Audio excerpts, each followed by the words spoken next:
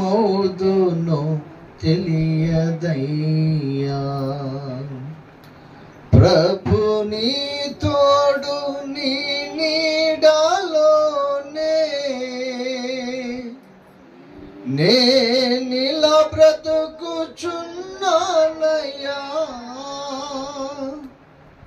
నేనిలా బ్రతుకుచున్నానయ్యా. ఒక క్షణమైనా నిన్ను వీడినా నేనేమవుదునో తెలియదయ్యా. ఒక క్షణమైనా నిన్ను వీడినా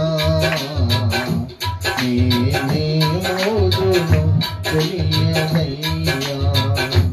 ప్రభు నీ తోడు నీ నీడలోనే నేనిలా బ్రతుకుచున్నానయ్యా. ప్రభు నీ తోడు నీ నీడలోనే నేనిలా బ్రతుకుచున్నానయ్యా, నేనిలా బ్రతుకుచున్నానయ్యా. ఒక క్షణమైనా నిన్ను వీడినా నేనేమవుదునో తెలియదయ్యా.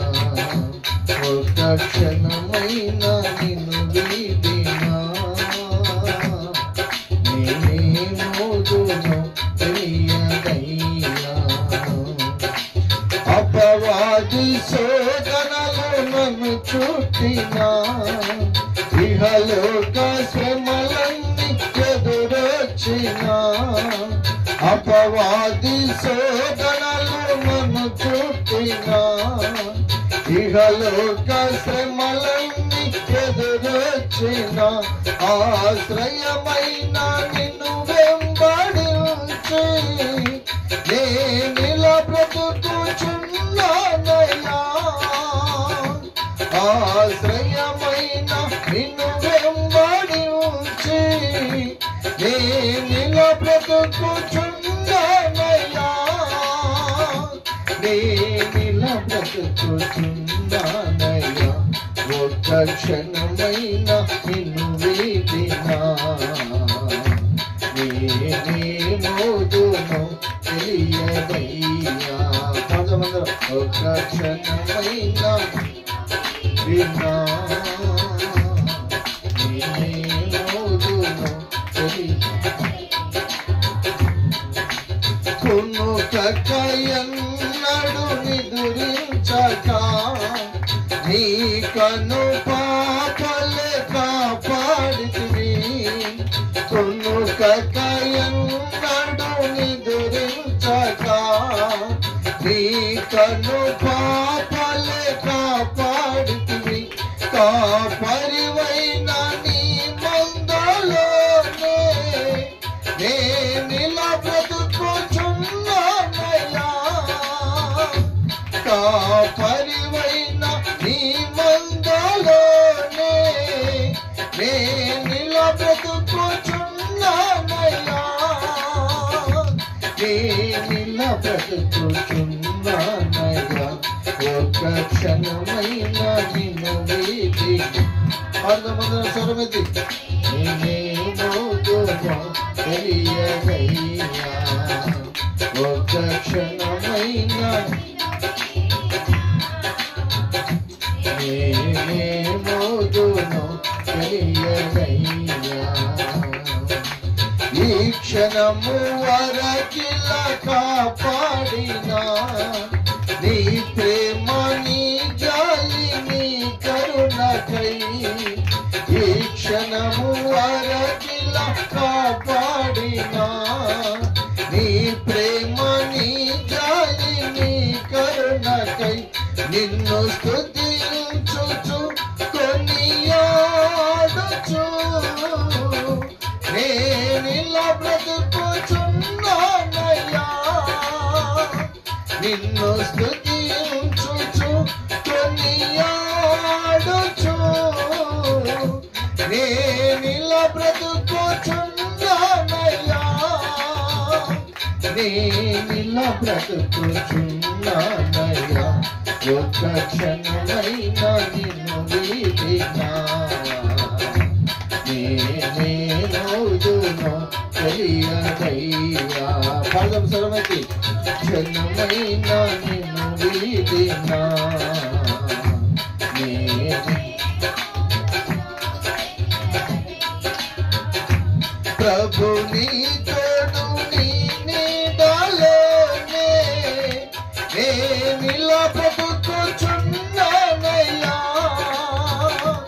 ప్రభుని తోడు నీ నీడలోనే నేనిలా బ్రతుకుచున్నానయ్యా, నేనిలా బ్రతుకుచున్నానయ్యా, ఒక్క క్షణమైన నిన్ను వీడినా నేనేమోదునో తెలియదయ్యా, ఒక్క క్షణమైన నిన్ను వీడినా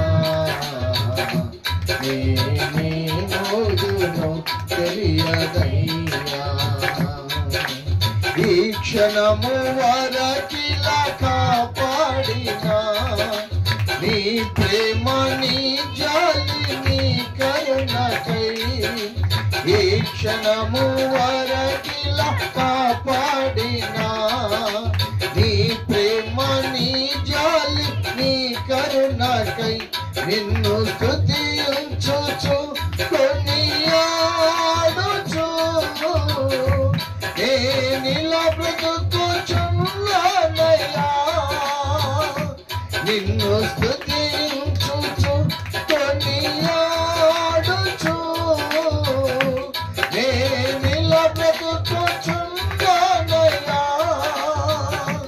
ఆశ్రయమైన నిన్ను వెంబడించి నేనిలా బ్రతుకుచున్నానయ్యా, ఆశ్రయమైన పర్దమందరం నేనిలా బ్రతుకుచున్నానయ్యా, కాపరివైన నీ మందలోనే నేనిలా బ్రతుకుచున్నానయ్యా, కాపరివైన నిన్ను మందలోనే నేనిలా బ్రతుకుచున్నానయ్యా, నిన్ను స్తుతించుచు కొనియాడుచు నేనిలా బ్రతుకుచున్నానయ్యా, నిన్ను స్తుతించుచు కొనియాడుచు నేనిలా బ్రతుకుచున్నానయ్యా, నేనిలా బ్రతుకుచున్నానయ్యా, ఒక్క క్షణమైన నిన్ను వీడినా నేనేమోదునో తెలియదయ్యా. పాడదాం త్వరగా. క్షణమైన నిన్ను వీడినా నేనేమోదునో అయ్యా, ఒక్క క్షణమైన నిన్ను వీడినా నేనేమోదునో తెలియదయ్యా.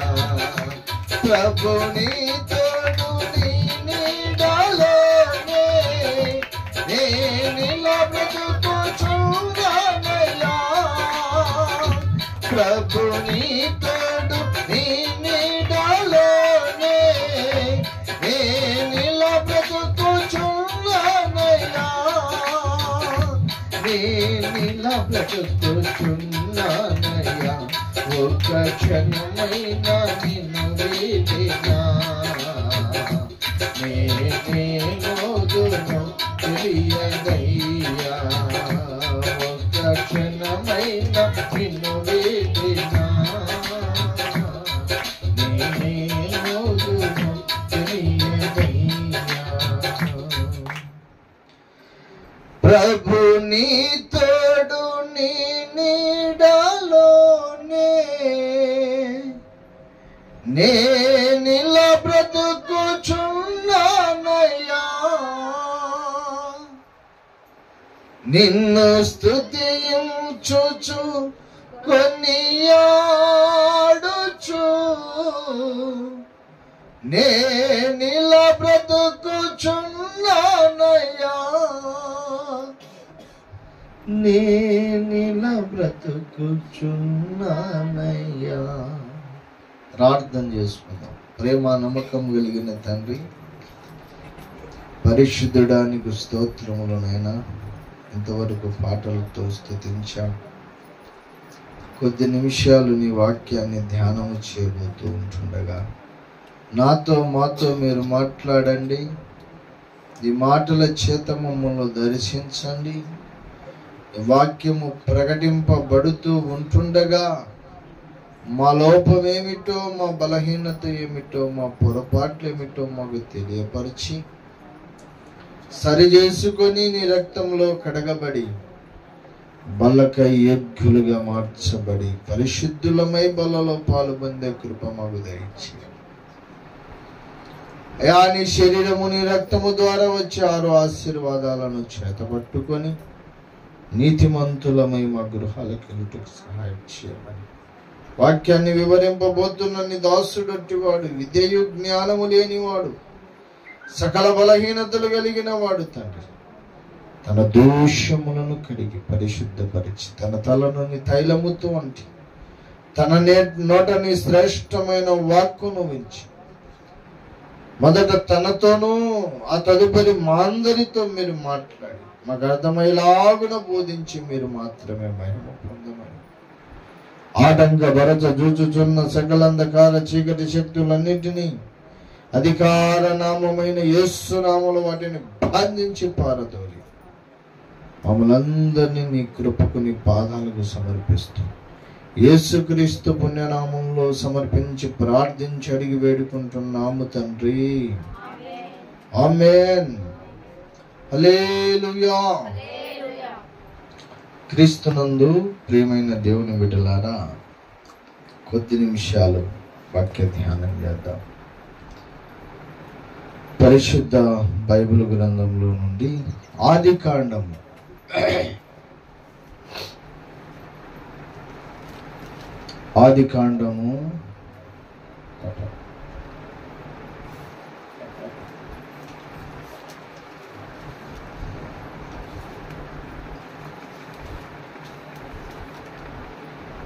4వ అధ్యాయము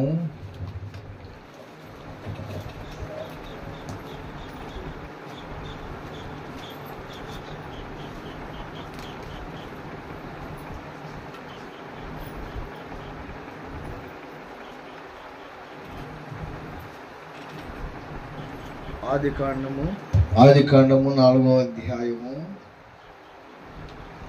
3, 4, 5 వచనాలను చదువుకుందాం. కొంతకాలమైన తరువాత కయ్యూను పొలము పంటలో కొంత యెహోవాకు అర్పణగా తెచ్చెను. హేబేలు కూడా తన మందలో తొలుచూలున పుట్టిన వాటిలో క్రొవ్విన వాటిని కొన్ని తెచ్చెను. యెహోవా హేబేలును అతని అర్పణను లక్ష్య పెట్టెను, కయ్యూనును అతని అర్పణను ఆయన లక్ష్య పెట్టలేదు. చాలు, చిన్న మాట ప్రియులారా. ఈ వాక్య భాగములో నుండి దేవుడు మనందరితో మాట్లాడును గాక. ఆమేన్. హల్లెలూయా.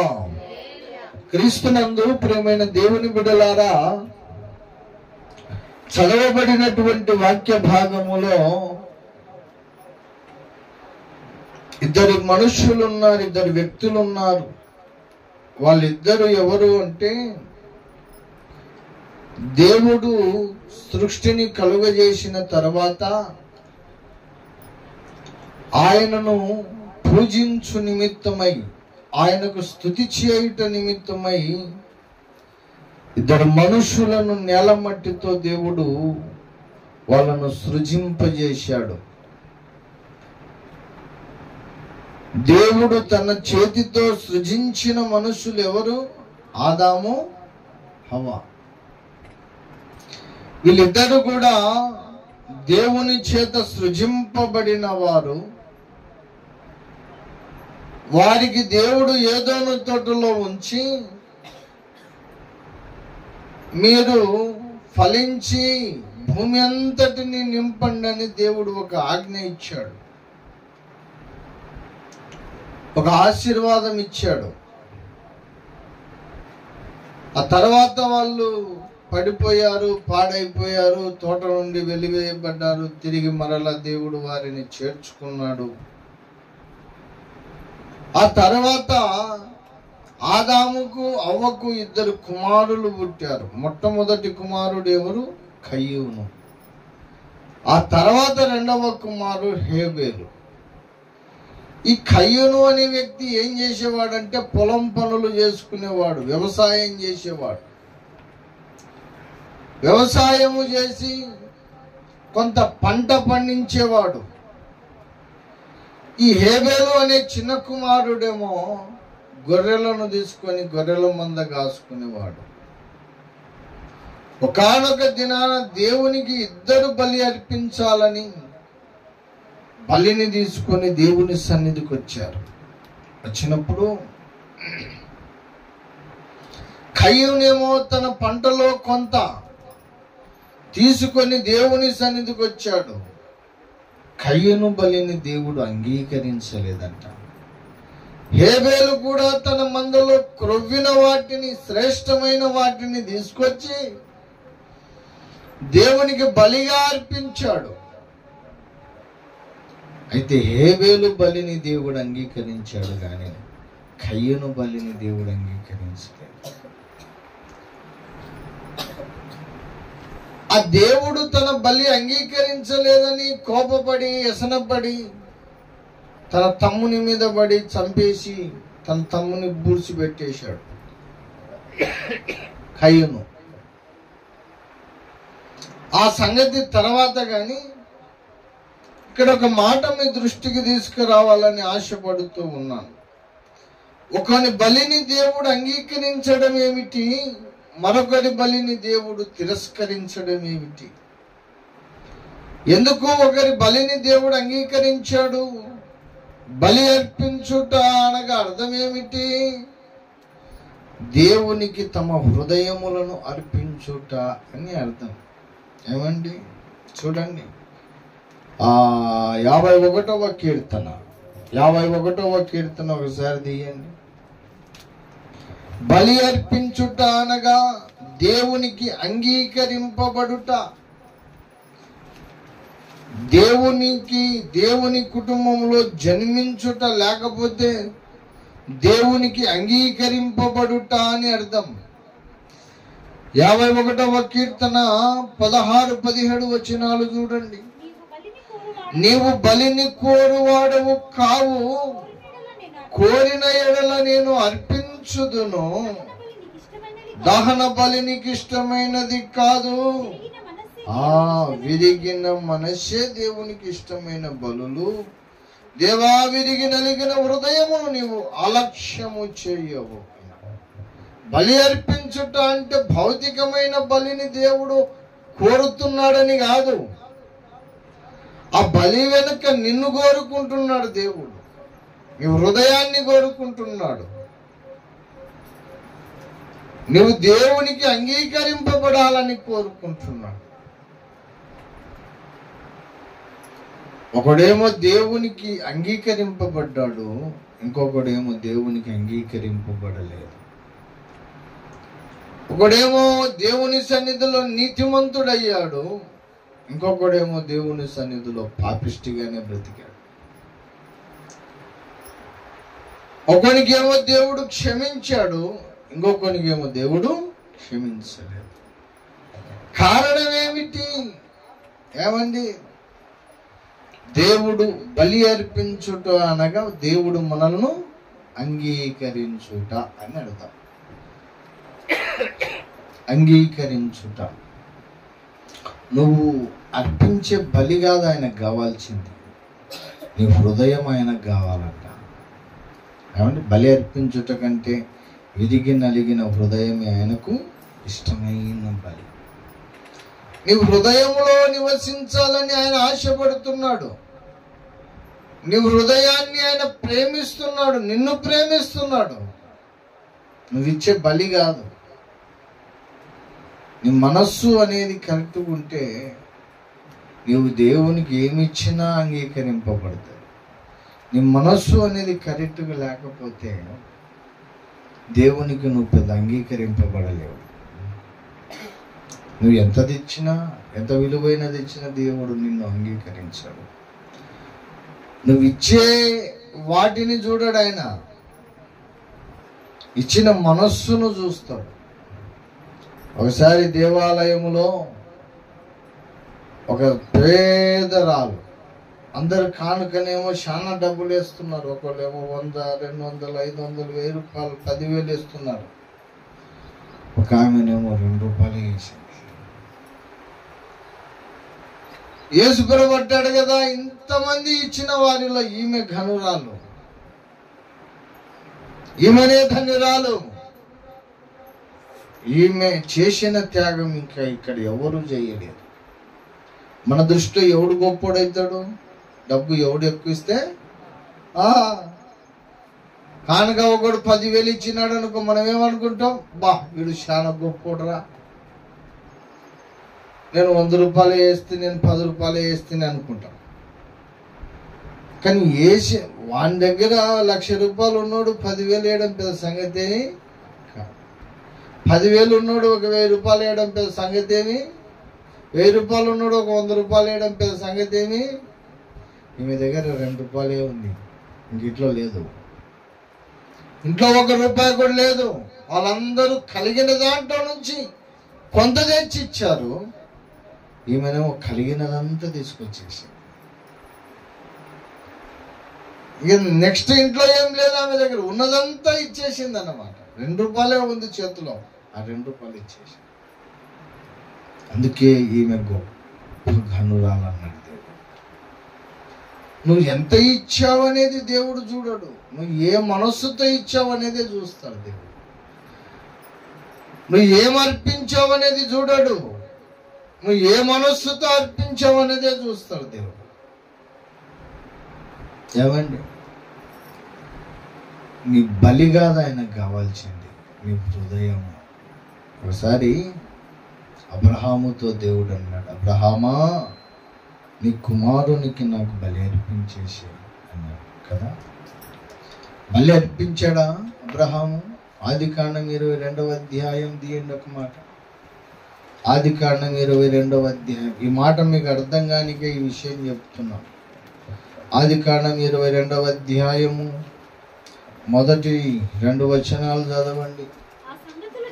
ఆ సంగతులు జరిగిన తరువాత దేవుడు అబ్రహామును పరిశోధించెను.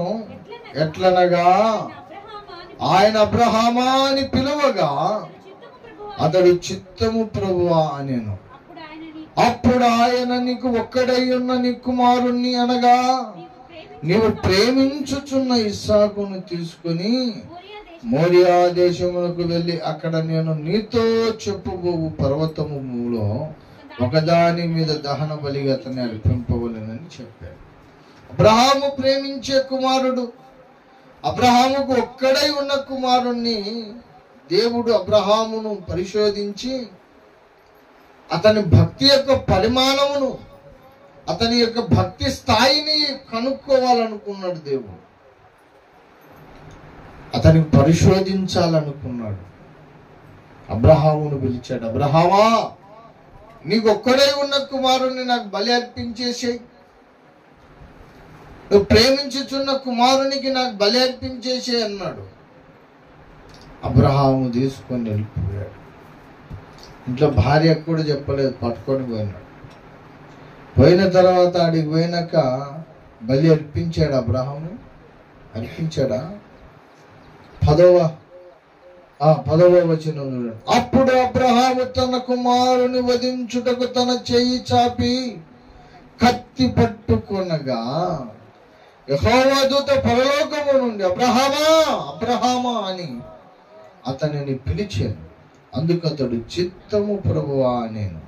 అప్పుడు ఆయన ఆ చిన్నవాని మీద చెయ్యి వేయకుము, అతన్ని ఏమీ చేయకుము, నీకు ఒక్కడై ఉన్న నీ కుమారుని నాకు వెనుతీయలేదు గనుక నీవు దేవునికి భయపడు వాడవని ఎందువలన నాకు చున్నదనెను. అప్పుడు అబ్రహాము కనులెత్తి చూడగా పొదలో కొమ్ములు తగులుకొని ఉన్న ఒక పొటేలు వెనుక తట్టున కనబడెను. అబ్రహాము వెళ్ళి ఆ పొటేలును పట్టుకొని తన కుమారునికి మారుగా పెట్టి దహన బలిగా అర్పించాడు. ఏమండి, అక్కడ కొడుకును బలి ఇమ్మన్నాడు కానీ దేవుడు కొడుకును అర్పించాడు. అబ్రహాము వెళ్ళి అక్కడ కట్టెలు వేడి చేసినాడు, కింద నిప్పులు పెట్టేసినాడు, పైన కొడుకును 2 కాళ్ళు చేతులు కట్టేసినాడు, వేసి కత్తి ఎత్తినాడు. ఇంకా కత్తి ఎత్తి దించే లోపు దేవుడు పిలిచాడు, అబ్రహామా ఆగు, నీకు ఒక్కడే ఉన్న నీ కుమారునికి అర్పించనిక నువ్వు వెనక తీయలేదు గనక నువ్వు దేవునికి భయపడుతున్నావు అని నేను నమ్ముతున్నాను. అదిగో ఆ చిన్నవానికి నువ్వు చంపొద్దు, అతనికి మారుగా ఒక పొట్టేలు ఉన్నది, దాన్ని తీసుకెళ్ళి అర్పించమన్నాడు. అక్కడ ఏముంది? తన కుమారునికి బదులుగా ఆ పొట్టేలికి, అంటే కుమారుని అర్పించలేదు, అబ్రహాము పొట్టేల్ని అర్పించాడు. అయితే హెబ్రీలకు రాసినటువంటి పత్రిక చూడండి, 11వ అధ్యాయము, హెబ్రీలకు రాసినటువంటి పత్రిక 11వ అధ్యాయములో అబ్రహాము బలిని గూర్చి ఒక మాట చెప్తాడు చూడండి. హెబ్రీ 11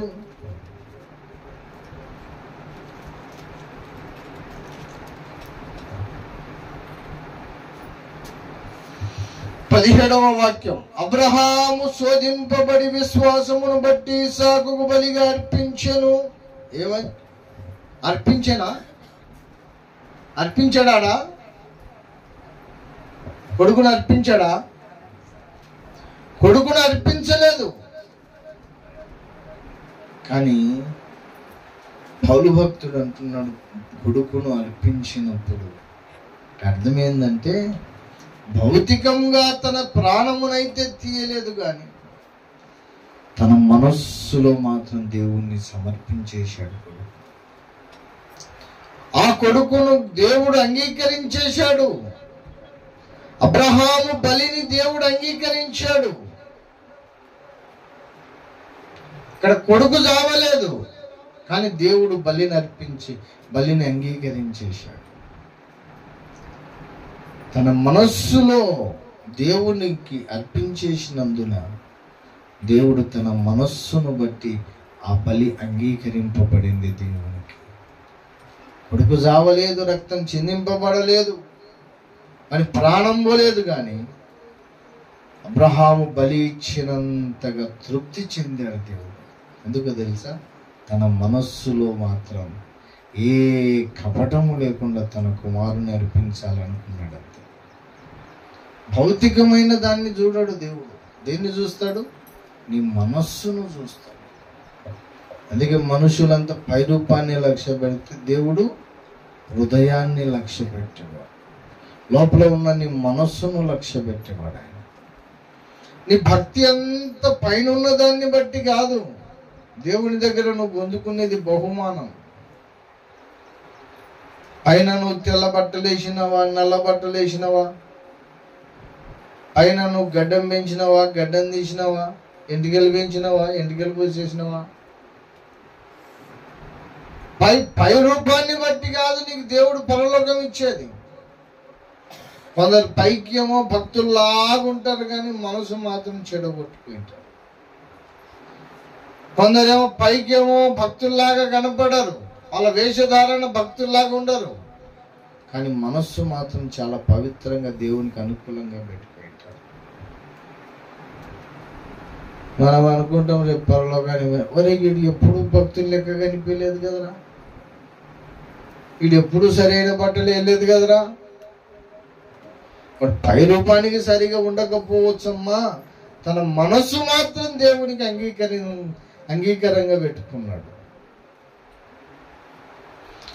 ఏమండి, హేబేలేమో దేవునికి అంగీకరింపబడితే కయ్యను దేవునికి అంగీకరింపబడలేదు. కారణం ఏంటి? ఒకటి బలిని దేవుడు అంగీకరించాడు, ఇంకొక బలిని దేవుడు అంగీకరించలేదు. కారణం ఏంటి? కారణం ఏందో ఒక మాట చెప్పి నేను వాక్యం ముగించేస్తాను త్వరగానే. బైబిల్ అంటుంది, ఈ కయ్యను హేబేలు ఇద్దరు కూడా బలి తీసుకువెళ్ళినప్పుడు వాళ్ళు ఒకటి ఆచరించవలసి ఉన్నది, అది ఆచరించలేదు కయ్యను. హేబేలు మాత్రమే ఆచరించాడు. ఎందుకు అంటే ఆదాము వాళ్ళిద్దరూ పాపం చేశారు కదా. పాపం చేసి తోట నుండి వెలివేయబడ్డారు. తోట నుండి వెలివేయబడిన తర్వాత దేవుడు ఇంకా అలాగే దూరం చేసేసాడు. వాళ్ళకు దూరం ఏం చేయలేదు, మరలా దేవుడు చేర్చుకున్నాడు. ఎలా చేర్చుకున్నాడు? వాళ్ళు ఎప్పుడైతే పాపము చేశారో, మంచి చెడును తెలివినిచ్చు వృక్షఫలమును తిన్నారో, వాళ్ళకు జ్ఞానోదయం కలిగింది. మేము దిగంబరులుగా ఉన్నామని వాళ్ళకు అర్థమయ్యి వాళ్ళు ఆకులు కట్టుకున్నారు, పొదల దాపున పోయి దాక్కున్నారు. అప్పుడు దేవుడు వాళ్ళు చేసిన పాపానికి తిరుగుగా 2 పశువులను వధించి వాటి చర్మముతో చొక్కాయిలను చేసి వాళ్ళిద్దరికి దేవుడు ఆ చర్మపు చొక్కాలను తొలగించాడు. ఆ చర్మపు చొక్కా వాళ్ళ మీదికి రానిక ముందు దేవుడు ఏం చేశాడు? వాళ్ళ పాపానికి పరిహారముగా 2 పొటేళ్లను లేకపోతే 2 పశువులను రక్తము చిందించాడు దేవుడు. పాప క్షమాపణ కలగాలి. పాపానికి క్షమాపణ అనేది, విమోచన అనేది జరిగినప్పుడు, పాప క్షమాపణకు మూల్యము చెల్లించినప్పుడే దేవునికి నువ్వు అంగీకరింపబడతావు తప్ప నీ పాపానికి మూల్యము, నీ పాపానికి పరిష్కారం, నీ పాపాన్ని గడిగే ఆ వస్తువు లేకపోతే దేవునికి నువ్వు అంగీకరింపబడవు. అందుకే ప్రత్యక్ష గుడారంలో దేవుని దగ్గరికి పోవాలంటే ప్రతి ఇశ్రాయేలీయులు వారి పాపముల కొరకు బలిపీఠము మీద వారి బలిని అర్పించాలి, రక్తము చిందించాలి. ప్రధాన యాజకుడు సంవత్సరానికి ఒకసారి ప్రత్యక్ష గుడారంలో అతి పరిశుద్ధ స్థలమైన మందసము దగ్గరికి వెళ్ళాలంటే మొదట తన పాపముల కొరకు ఒక పొటేల్ని అర్పించి ఒక పళ్ళెంలో ఒక రక్తం తీసుకొని దేవునికి సమర్పించాలి. తిరిగి ఇశ్రాయేలీయులందరి పాపం కొరకు కూడా రక్తము తీసుకొని దేవుని సన్నిధికి వెళ్ళాలి. రక్తము అనేది లేకపోతే నేను దేవునికి అంగీకరింపబడని ఎవరు, ఆదాము మొదలుకొని రేపు పుట్టబోయే బాబు వరకు కూడా దేవునికి ఎవరన్నా అంగీకరింపబడాలి అంటే కంపల్సరీ రక్తం అనేది చాలా ప్రాముఖ్యమైనది. రక్తం అనేది లేకపోతే మనం దేవునికి అంగీకరింపబడము. అందుకే హెబ్రీలకు రాసిన పత్రికలో 9వ అధ్యాయము అన్నాడు కదా, ఏమన్నాడు? 9:22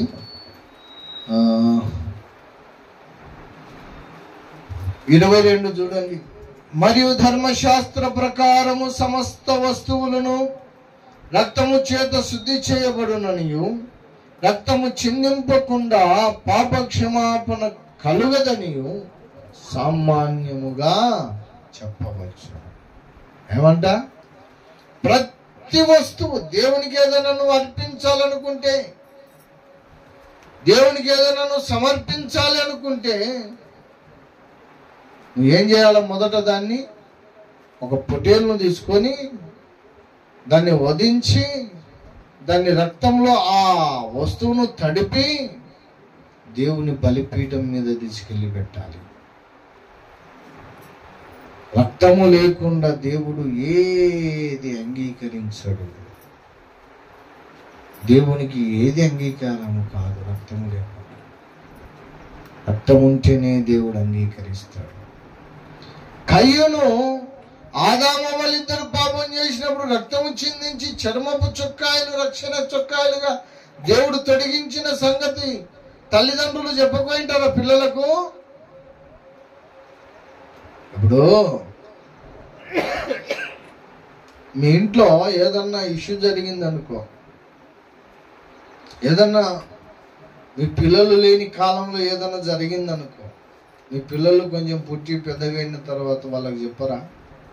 ఒరే ఫలాని రోజు ఫలాని మేము చేసింటిమి, ఫలాని ఇట్లయిందా ఇట్లా అయిపోయిందిరా. మా జేజబ్బ మా నాన్న వాళ్ళ నాన్న చనిపోయినది మాకు ఎవరికి తెలియదు. మా జేజబ్బ ఎలా ఉంటాడో కూడా నాకు తెలియదు. మా నాయన్నే 5 సంవత్సరాల పిల్లోడు ఉన్నాడు. 5 సంవత్సరాల పిల్లోడు ఉన్నప్పుడు మా జేజబ్బ చనిపోయినాడు. ఎట్లా చనిపోయినాడంటే ఆత్మకూరు నుండి మా తాండకు నడుచుకుంటూ పోయేవాళ్ళంట ఆ కాలంలో. అలాగా ఆత్మకూరికి ఏదో పనిబడి పోయి వస్తుంటే మధ్యలో పులి కొట్టింది ఆయన. ఆ పులితో చాలాసేపు పోరాడి ఆ పులి అంత గాయమంతా చేసి అలసిపోయి వెళ్ళిపోయింది. ఈ మనిషి చచ్చిపోయాడు. అలాగా పోరాడినాడు రా, అలా అయిందిరా అని నేను కొంచెం పెద్దగా అయినాక మా నాయన చెప్పినాడు. మన ఇళ్ళల్లో కూడా ఏదన్నా ఇలాంటివి జరిగితే చెప్పమా మన పిల్లలకు? ఫలానప్పుడు అలా చేసినాం రా, ఫలానప్పుడు అట్లా జరిగిందిరా, ఇట్లా జరిగింది. మా పిల్లలకి ఇప్పటికీ చెప్తుంటాను ఏదైనా కొన్ని విషయాలు. అలాగా ఆదాము వాళ్ళు కూడా మమ్మల్ని దేవుడు సృజించి ఒక ఏదోను తోటలో ఉంచగా దేవుడు అది చేయొద్దన్న పనిని మేము చేశామురా.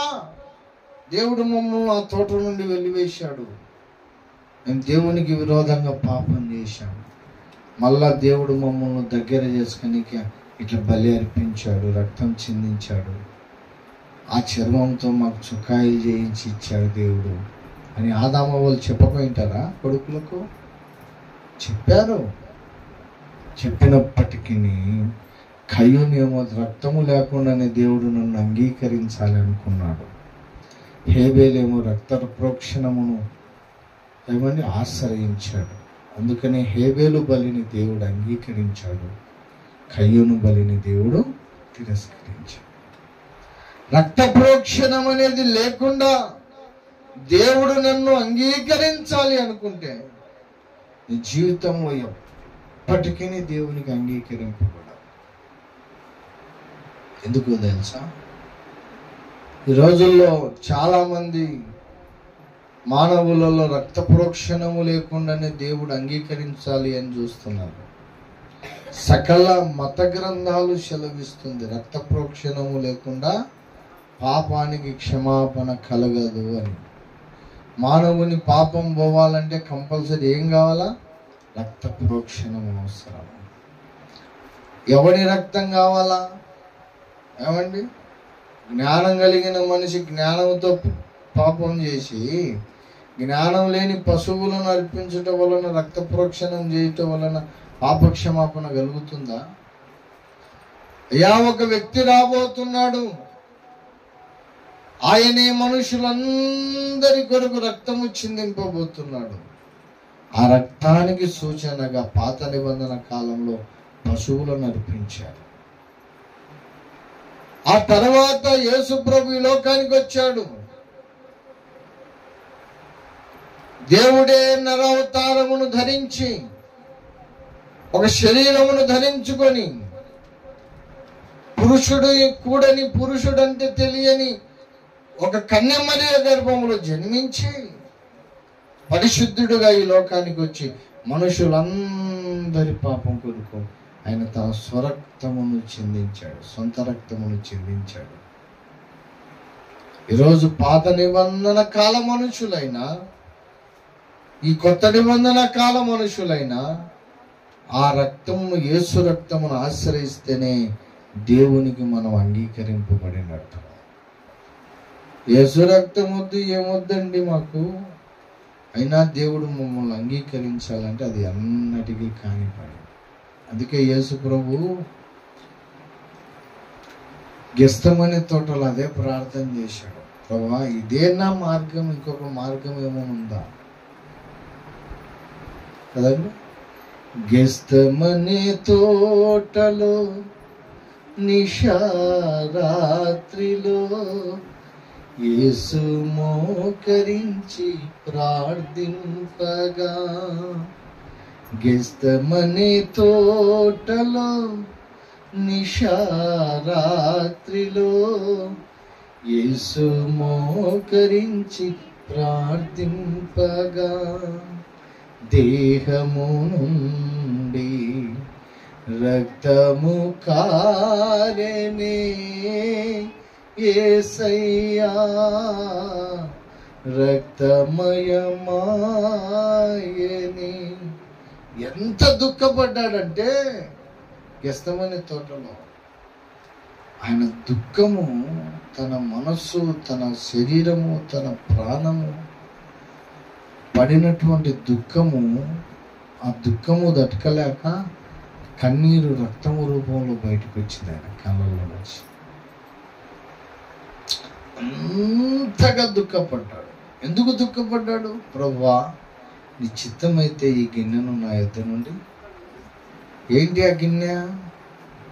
శిలువ మరణం అనే గిన్నె. మానవునికి రక్షించనిక, మానవునికి విమోచించనిక, మానవునికి కాపాడనిక, మానవుని పాపము తీసివేయనిక ఇదేనా మార్గం? ఇంకా ఇంకొక మార్గం ఉందేమో చూడు ప్రభువా అని ప్రార్థన చేశాడు. అర్థమవుతుంది నా మాటలు? ఈ శిలువ మార్గం అనేది లేకుండా, ఈ రక్తము చిందించే ప్రక్రియ లేకుండా ఇంకొక మార్గం ఏమన్నా ఉందా?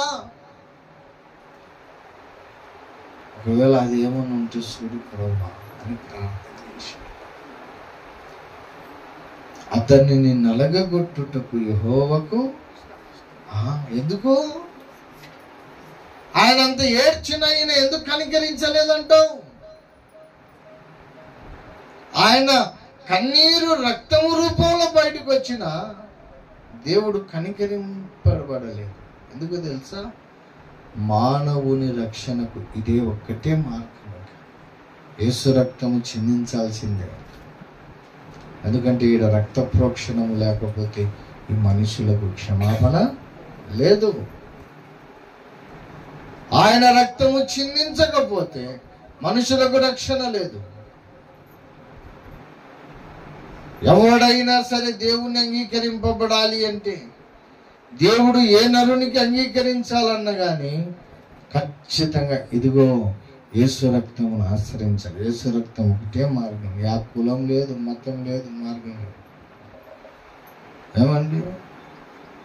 అది ఆ కులమోడైనా కానీ మానవుడు అనబడిన వాడు ఉంటే చాలు. 2 కళ్ళు, 2 చెవులు, 1 ముక్కు, నోరు, తలకాయ, 2 చేతులు, 2 కాళ్ళు ఉన్న ప్రతి మానవుడు, వాడి ఏ దేశమన్నా కానీ, వాడి ఏ మతం అన్నా కానీ, ఏ కులం అన్నా కానీ, ఏ రంగు అన్నా కానీ, అందగాడు కానీ, అందహీనుడు కానీ, అవిటివాడు కానీ, అన్ని అవయవాలు బాగున్నవాడు కానీ, మానవుడు అనబడిన వాడు ప్రపంచములో భూగడ్డ ఉన్నంత వరకు ప్రతి మానవుడు దేవునికి అంగీకరింపబడాలి అంటే వాడు ఖచ్చితంగా యేసు రక్తమును ఆశ్రయించాల్సిందే. యేసు రక్తము లేకుండా ఎవడు దేవుని సన్నిధికి వెళ్ళలేడు, దేవునికి వాడు అంగీకరింపబడలేడు. అందుకే ఒక ఆయన మొన్న అడుగుతున్నాడు, ఏంద్రా నాయన మీ మతం ఏంద్రా? అన్ని కులములు మీ మతంలో ఉంటారు కానీ మీ వాళ్ళేమో వేరే మతంలోకి ఉండరు. అవునా? యేసు ప్రభుని నమ్మని కులములు ఎవరైనా ఉన్నారా? అన్ని కులాలలో నుండి యేసు ప్రభు నమ్ముకున్న వాళ్ళు ఉన్నారు. అన్ని మతాలు, నాస్తికులు యేసు ప్రభు నమ్మిన వాళ్ళు ఉన్నారు, బుద్ధిస్టులు యేసు ప్రభు నమ్మిన వాళ్ళు ఉన్నారు, అనేక హిందువులు యేసు ప్రభు నమ్మిన వాళ్ళు ఉన్నారు, ఇస్లాంలలో నుండి కూడా చాలా మంది యేసు ప్రభు నమ్మిన వాళ్ళు ఉన్నారు.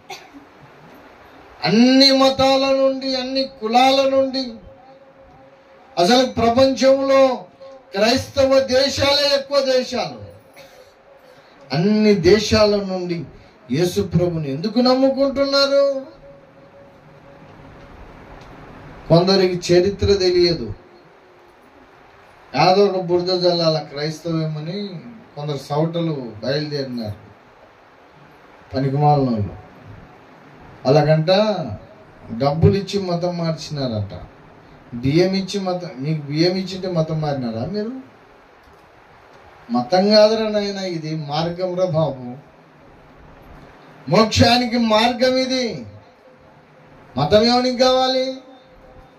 ఎవడు చెప్పాడు క్రైస్తవ, అది మేమందరం క్రైస్తవ మతం అని? మేము మతంలో లేము, మార్గంలో ఉన్నాం. యేసు అనే మార్గంలో ఉన్నాం. పరలోకం అనే మార్గానికి వెళ్తున్నాం. మోక్షం అనే మార్గానికి వెళ్తున్నాం. పాపము క్షమింపబడే మార్గాన్ని ఎన్నుకున్నాం. ఏమండి, ఒక ఆమె అంటుంది, బియ్యము బస్తాలు ఇచ్చి ఆ రోజుల్లో చాలా మందిని మతం మార్చినారంట. నేను ఒక మాట అడుగుతున్నా, నీ కొడుకు ఏడుస్తున్నా అంటే నీ కొడుకు ఒక ముద్ద అన్నం తినిపిస్తాను? వాడు నేను తిన్ననని మారం పెట్టినాడు అనుకో, ఒక ముద్ద అన్నం తినిపిస్తావా? నీ కొడుకు ఒక ముద్ద అన్నం తినిపించుకునే దానివి నువ్వు వాడు మతాన్ని మారుతాడు ఎవడన్నా? మన పిల్లలే మన మాటిన్నారు. ఒక ముద్ద అన్నం తినరా తినరా తినరా అని బంగపోయినా తినడు వాడు. అలాంటిది బియ్యం ప్యాకెట్లకు వాడిచ్చే ఏమంటే బండులకు మనమంతా మారిపోయినామంటే నమ్మడమేనా? మనం సత్యం తెలుసుకున్నాం. యేసు ఒక్కడే బాబు మార్గము. ఆయన రక్తము కాకపోతే ఇంక ఎవరికి మోక్షం అనేది లేదు. ఏ మతమైన, కులమైన, ఏ వర్గమైన మనిషి అనబడిన ప్రతి ఒక్కరికి యేసే మార్గము. ఆయన తప్ప ఇంకా వేరొక మార్గం లేనే లేదు అని మనం తెలుసుకున్నాం. మనం ఇందులో ఉన్నాం. నాయన ఇదొకటేరా ద్వారము, ఇదొకటేరా మార్గము అని వానికి కూడా ప్రకటిస్తున్నాం. ఆ మార్గము మోక్షానికి పోయే మార్గం కాదు బాబు, ఇదిగో ఇదే మార్గం, మోక్షానికి పోయే మార్గం. ఎందుకంటే సకల మత గ్రంథాలు చెప్పిన సారము యేసు ప్రభు అని మనం చెప్పాం. చెప్తుంటే ఈ లోకం ఏమంటుందంటే వీడు మతం మార్పిడిలు చేస్తున్నాడని దేశం పెట్టుకున్నాడు. పిల్లరా, యేసు రక్తము లేకుండా ఎవడు అంగీకరింపబడడు. అయితే చివరి మాట చెప్పి ముగించేస్తాం. ఈ రక్తం ఎప్పుడు కావాలి నీకు? ప్రతి దినము కావాలి, ప్రతి ఆదివారం కావాలి. ఒక మాట చెప్తా, యేసు రక్తము దేంతో పోల్చబడిందంటే చాకలివాణి సబ్బుతో పోల్చబడింది. బైబిల్లో చాకలివాణి సబ్బుతో పోల్చబడింది. సబ్బు మనకి ఎప్పుడు అవసరం? బట్టలు ఉతికినప్పుడు కానీ, స్నానం చేసినప్పుడు సబ్బు అవసరం. సంవత్సరానికి ఒక్కసారి సబ్బు రుద్ది, ఇంకా మిగతా దినాలన్నా ఉత్త నీళ్ళు పోసుకుంటావా? పోసుకుంటే ఏమవుతుంది? కంపు పోదు, మురికిపోదు. స్నానం చేసినప్పుడల్లా సబ్బు కావాలా. ఇంకా కొందరైతే పొద్దున, మధ్యాహ్నం, సాయంత్రం సబ్బు వేసి మొహాలు కడిగేతోళ్ళు ఉన్నారు. కొందరు పొద్దున స్నానం, సాయంత్రం స్నానం చేసేతోళ్ళు ఉన్నారు. మా అశోకాన్ని లెక్క. మనకి సాయంత్రం స్నానం చేయకపోతే నిద్ర రాదు. మనకి స్నానం చెప్పలేదు. ఎప్పుడన్నా అట్నే పండుకొని పడబెట్టినామనుకో, మేము అలసిపోయి వాడికి స్నానం లేదనుకో, మాకు తెలియకుండా బాత్రూంలో పోయి నీళ్ళు పోసుకుంటుంటాడు. వానికి ప్రతిరోజు ఉదయం పోయాలా, సాయంత్రం పోయాలా. పోసినప్పుడల్లా సబ్బు ఎంత అవసరమో, ప్రతి వారం బల్ల ఎదుట మన పాపాలు గడగబడాలంటే యేసు అనే రక్తం అనే సబ్బు మనకు అవసరం. ప్రతి వారం ఆయన రక్తాన్ని ఆశ్రయించాలి. ప్రతి వారమే కాదు, నీ ఇంట్లో ప్రతి దినము దేవుని రక్తాన్ని ఆశ్రయించాలి, యేసు రక్తాన్ని ఆశ్రయించాలి. ఆయన రక్తము లేకుండా నువ్వు అంగీకరింపబడవు. చివరి మాట చెప్తున్నా, నువ్వు దేవునికి ఏం చేయాలన్నా, నువ్వు ఏం నీ కానుక ఇవ్వాలనుకున్నావా, నీ కానుక ఇవ్వాలన్నా, లేకపోతే నువ్వు ఒక పరిచర్య చేయాలన్నా, లేకపోతే నువ్వు దేవునికి ప్రార్థన చేయాలన్నా, నీ ప్రార్థన దేవుడినాలన్నా, ప్రతి ఘడియలో నువ్వు యేసు రక్తము చేత కడగబడిన దానవై ఉండాలి, కడగబడిన వాడవై ఉండాలి. యేసు రక్తముతో నువ్వు కడగబడకుండానే ఆ మురికి చేతులతో నువ్వు కానుకిస్తే ఆ కానుక దేవునికి అంగీకరింపబడదు. యేసు రక్తంలో కడగబడకుండానే ఆ మురికి చేతులతో నువ్వు దేవుని పని చేస్తే ఆ పని దేవునికి అంగీకరింపబడదు. నువ్వు దేవుని రక్తంలో, యేసు రక్తంలో కడగబడకుండానే నువ్వు మోకరించి ప్రార్థన చేస్తే ఆ ప్రార్థన దేవుని సన్నిధికి చేరదు. ఎందుకో తెలుసా? యేసు ప్రభువు ఏమన్నాడు? అయ్యా మీ ప్రార్థన వినకుండా ఉండడానికి నా చెవులేమీ మందం కాలేదు, మీకు సహాయం చేయడానికి నా చెయ్యం కురచగాలేదు. మరి ఎందుకు వినకున్నావు ప్రభువా, ఎందుకు సహాయం చేయట్లేదు అని అడిగితే దేవుడు అంటాడు, నీకును మాకును నీ పాపమనే ఒక అడ్డుగోడ ఉన్నది. ఆ పాపమనే అడ్డుగోడని యేసు రక్తము చేత కడుగు వేసుకుంటుండాలి. ప్రతి ఉదయం కడుక్కోవాలి, ప్రతి రాత్రి కడుక్కోవాలి, ప్రతి ఆదివారం కడుక్కోవాలి. బల్ల ఎదుట ప్రతి ఆదివారం రోజు కడుక్కోవాలి. ఎప్పుడు ఆయన రక్తాన్ని ఆశ్రయిస్తూనే గడుపుకుంటున్నారు. నీ ఎప్పుడు స్నానం ఎట్లా చేయడానికి ఇష్టపడతావో యేసు రక్తంలో కడగబడడానికి అలా ఇష్టపడాలి. ఆ దినాల్లో ఇశ్రాయేలీయులు పాప క్షమాపణ కొరికే ఉపవాసం ఉన్నారు తెలుసా? మనం ఉపవాసం ఉండి ప్రార్థన చేస్తామా? ఏమండి, పాప క్షమాపణ కొరకు ఉపవాసం ఉన్నారు వాళ్ళు. మనం గొంతమ్మ కోరికలన్నీ కావాలని ఉపవాసం ఉంటాం.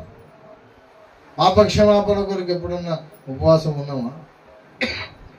నువ్వు యేసు రక్తంలో కడగబడినప్పుడే, నువ్వు ప్రతిదినము యేసు రక్తము చేత శుద్ధి చేయబడినప్పుడే నువ్వు అర్పించే ప్రతి అర్పణ దేవునికి చెందుతాయి. యేసు రక్తము లేకుండా దేవుడు నా అర్పణ అంగీకరించాలంటే అంగీకరించాలి, నీ ప్రార్థన అంగీకరించాలంటే అంగీకరించాలి. ప్రతి విషయంలో మొదట యేసు రక్తమును ఆశ్రయించాలి, ఆ తర్వాత దేవునికి అడగాలి. మీరు కూడా ఉదయం ప్రార్థన చేసేటప్పుడు కానీ రాత్రి ప్రార్థన చేసేటప్పుడు కానీ మీ అక్కర్లు ఏమన్నా అడుగుతారు కదా, ప్రభువా మా అప్పులు తీసేయను, మా రోగం తీసేయను, మా ఇంట్లో సమస్యలు తీసేయను, మా పిల్లలను బాగు చేయమను. ఏదో మీ అక్కర్లు అక్కర్లేని వాళ్ళు ఎవరైనా ఉంటారా? ప్రతి ఒక్కరం ఏదో ఒక అక్కర కలిగిన వాళ్ళమే, అవసరతలు కలిగిన వాళ్ళమే. అయితే ఆ అవసరతలన్నీ దేవుని దగ్గర ప్రార్థన చేసేటప్పుడు మొదట నిన్ను నువ్వు కడుక్కోవడం సిద్ధపరచుకోవాలి. అర్థమవుతుంది నా మాటలో?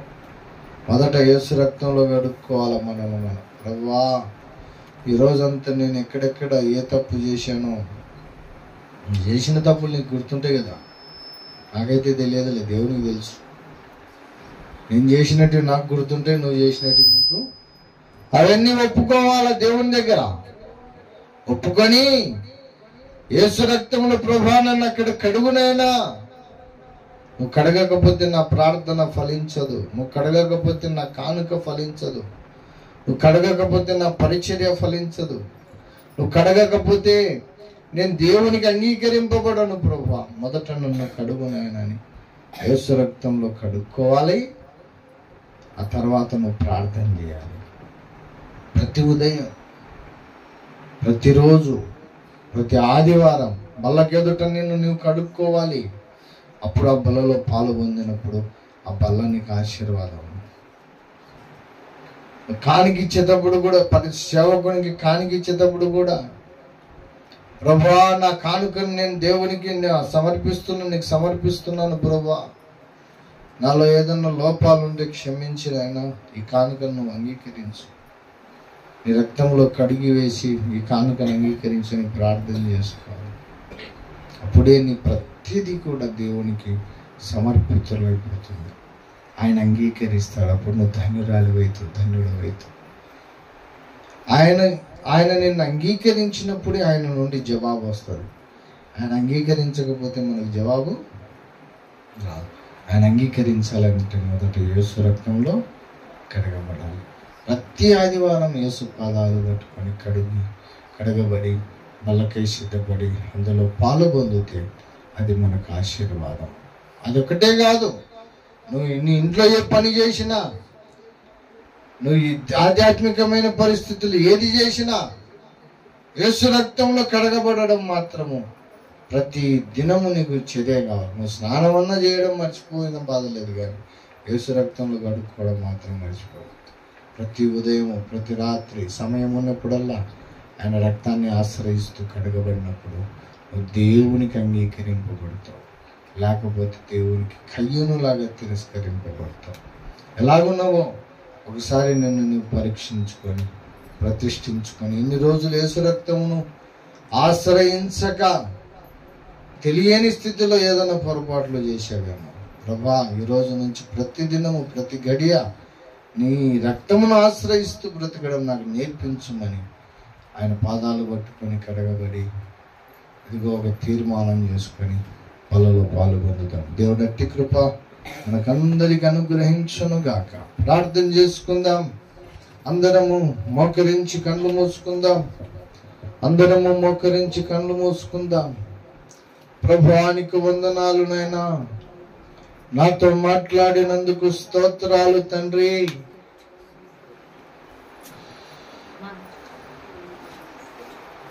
కయ్యూను హేబేలు ఇద్దరు అర్పణ అర్పించినప్పుడు హేబేలు బలిని నీవు అంగీకరించావు, గాని కయ్యూను బలిని నువ్వు అంగీకరించలేదు ప్రభువా. కారణం ఏమిటి అంటే,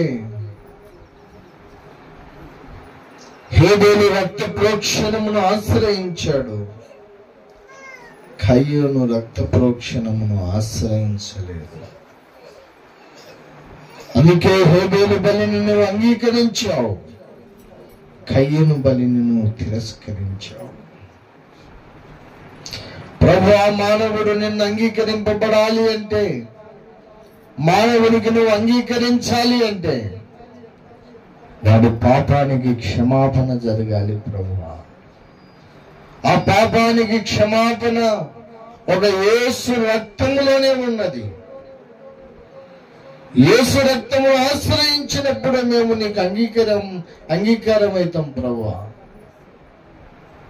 మేము నీకేం అర్పించినా, ప్రార్థన చేసినా, ఏ కార్యము చేసినా మొదట నీ కుమారుడైన క్రీస్తు రక్తంలో కడగబడే భాగ్యం మాకు దయచేయి నాయన. అనుదినము నీ రక్తంలో కడగబడాలి ప్రభువా. అనుదినము నీ రక్తాన్ని ఆశ్రయిస్తూ అయ్యా మేము అర్పించే ప్రతి అర్పణ దేవునికి చెందాలి అంటే యేసు రక్తంలో మేము కడగబడుతూనే ఉండాలి ప్రభువా. అట్టి భాగ్యం మాకు దయచేయని ప్రార్థన చేసుకుందాం. ప్రతి విషయములో నీ రక్తాన్ని ఆశ్రయించి నీతో జీవించే కృప మాకు దయచేయమని ప్రార్థన చేసుకుందాం. హల్లెలూయా, హల్లెలూయా.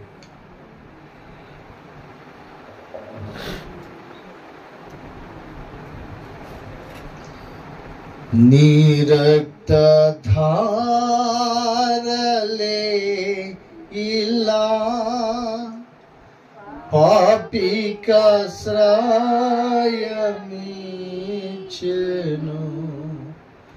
నీ రక్త ధారలే ఇలా పాపికాశ్రయమిచ్చెను.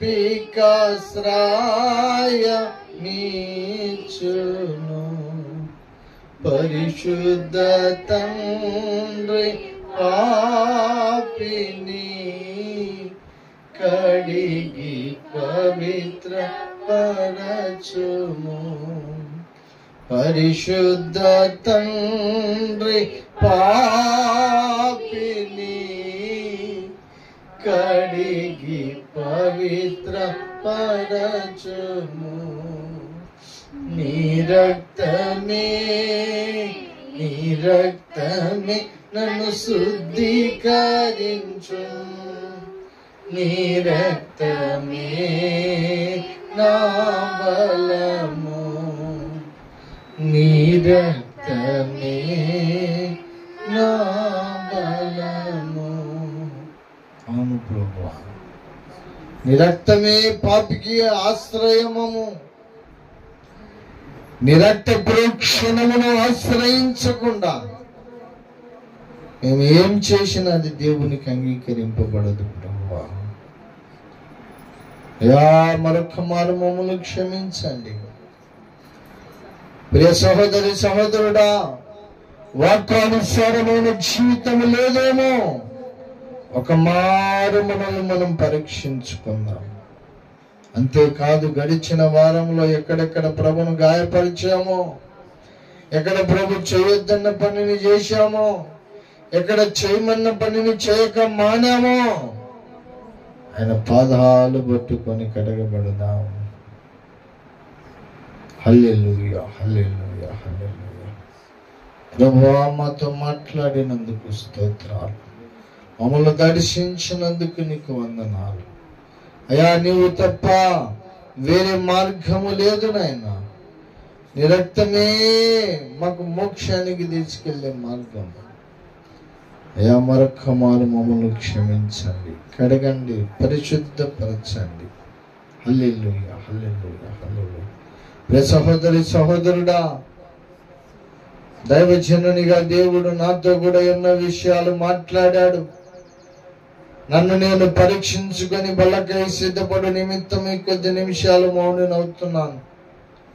మీరు కూడా ఎవరిగానే అటు ఇటు చూడక, వేరే ఆలోచనలు పెట్టుకొనక, నిద్రమత్తులో ఎక్కి ఉండక, ఆయన పాదహాలు పెట్టుకొని యేసు రక్తంలో కడగబడి బల్లకై సిద్ధపడుదాం.